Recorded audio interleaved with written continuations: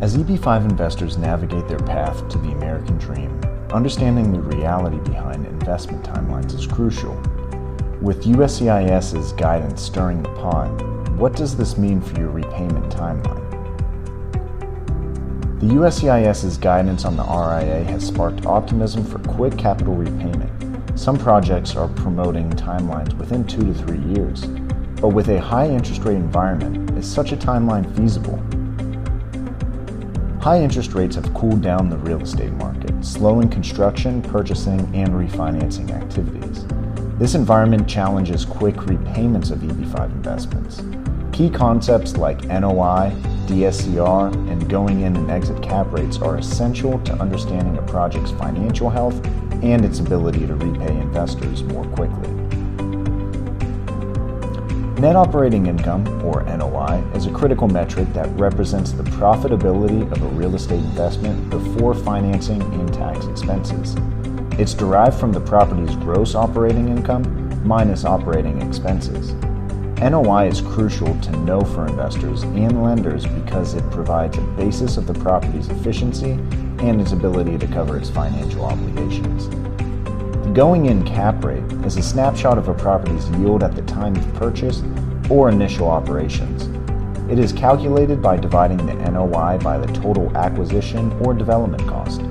A higher going-in cap indicates a potentially profitable investment at the onset due to a low cost relative to the NOI, a high NOI relative to the cost, or a combination of these two.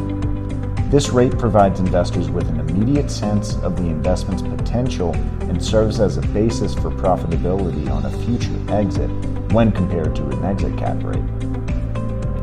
The exit cap rate projects the future profitability of a project at the point of a sale or refinance. It's based on the anticipated NOI and the estimated property value at the time of exit. This forward-looking metric is critical for gauging the potential appreciation of the project and its ability to generate higher returns to investors over time. The exit cap rate is instrumental for EB-5 investors to evaluate a project's viability and potential to return EB-5 funds. A lower exit cap rate can indicate a higher property value, suggesting a successful project's outcome. The developer spread is used to evaluate an investor or developer's potential for profits by subtracting the exit cap from the going-in cap. A higher developer spread can indicate a more profitable project, as it usually signifies that the project was built at a low cost but stands to appreciate substantially in the future by the time of a sale or refinance. The DSCR, debt service coverage ratio, measures a project's ability to cover its debt obligations and is calculated by dividing the NOI by the total debt service. This ratio is paramount for lenders to assess the financial health of a project and therefore is useful for EB-5 investors as well. A DSCR below 1 signals inadequate cash flows to cover debt service, making it difficult to secure loans. Commercial lenders typically require a DSCR of at least 1.3. To elaborate further on the complexities and realities of refinancing or selling an EB-5 project in a heightened interest rate environment, let's look at an example. The scenario involves a hypothetical hotel or multifamily project with the following assumptions. Given these inputs, let's assess the feasibility of a sale and refinance. In the example, we consider a project with a going-in cap of 6.5% and explore various exit scenarios influenced by interest rate fluctuations. Given the direct correlation between interest rates and cap rates, an increased interest rate environment would likely lead to a higher exit cap, reducing the project's sale price and consequently the developer's profit margin. Assuming an exit cap of 6% results in a modest developer spread of 0.5%, yielding a profit that may not incentivize a sale, especially in a market where the average developer spread has been compressed to historic lows.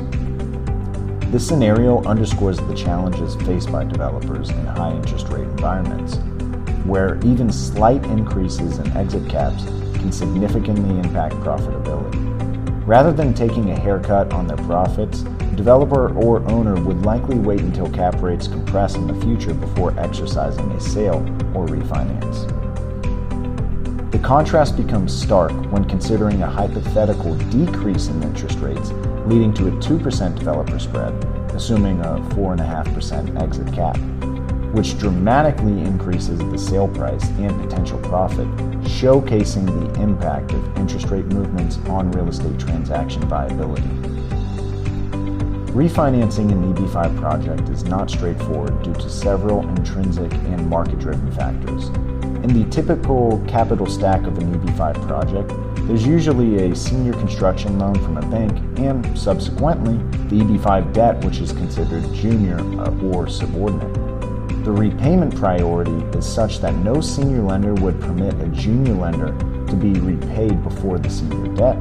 This means any refinancing effort must first retire the senior debt before the EB-5 loan. To initiate a refinance, a developer would need to secure a new loan large enough to retire both the senior and EB-5 debts. In our example, this necessitates obtaining $80 million in refinancing proceeds. This is a substantial amount, and securing such financing hinges on the project's ability to demonstrate sufficient NOI to cover the new debt obligations. Banks typically require a DSCR of at least 1.3 for refinancing loans. This ratio ensures the project generates enough income to sufficiently cover its debt service. For operational businesses like hotels or multifamily residences, reaching a DSCR of 1.3 or higher can be challenging in the initial years of operation, often taking 2 to 3 years to achieve. Let's analyze the impact of interest rates on the possibility of refinancing under current conditions. At a 9% interest rate and assuming interest-only payments, the annual cost on an $80 million loan would be $7.2 million. This results in a DSCR of 0.9, which falls significantly short of the minimum typically required 1.3. This scenario illustrates that refinancing is not feasible under an increased interest rate environment. For a viable refinance at 1.3 DSCR, the annual debt service must not exceed $5 million. This condition translates to an interest rate of 6.25% or lower on the $80 million loan. At this rate, the project could theoretically meet the required DSCR, making a refinance possible. If interest rates were to decrease to 5%, akin to levels seen 2 years prior, the interest cost on the $80 million loan would drop to $4 million, elevating the DSCR to 1.625. Such a scenario would significantly enhance the project's financial health and its ability to cover debt obligations, highlighting how sensitive project viability is to interest rate fluctuations. While a 2 or 3 year return of the EB-5 investment would be ideal, it is certainly not likely in today's heightened interest rate environment. As shown in the examples above, interest rates would need to decrease significantly to motivate a developer or owner to exercise a sale or refinance. In addition, the current interest rate environment is not favorable for refinancing activities due to the requirements of lenders and the ability of a borrower to cover its new debt obligations. The root causes of inflation have not been addressed, so large interest rate cuts from the Federal Reserve Board are not likely in the near future. So EB-5 investors should be prepared for reality when a 2 or 3 year repayment doesn't happen. Houston EB-5 stands as a model of integrity, transparency, and success in the EB-5 Regional Center landscape. Our unwavering commitment to prioritizing the capital and interest of our EB-5 investors has paved the way for a decade of unparalleled development. By choosing to focus on creating as safe of a project structure as possible and ensuring the full repayment of EB-5 investments before exiting the project ourselves, we have solidified our position not just as a regional center, but as a developer that investors can rely on.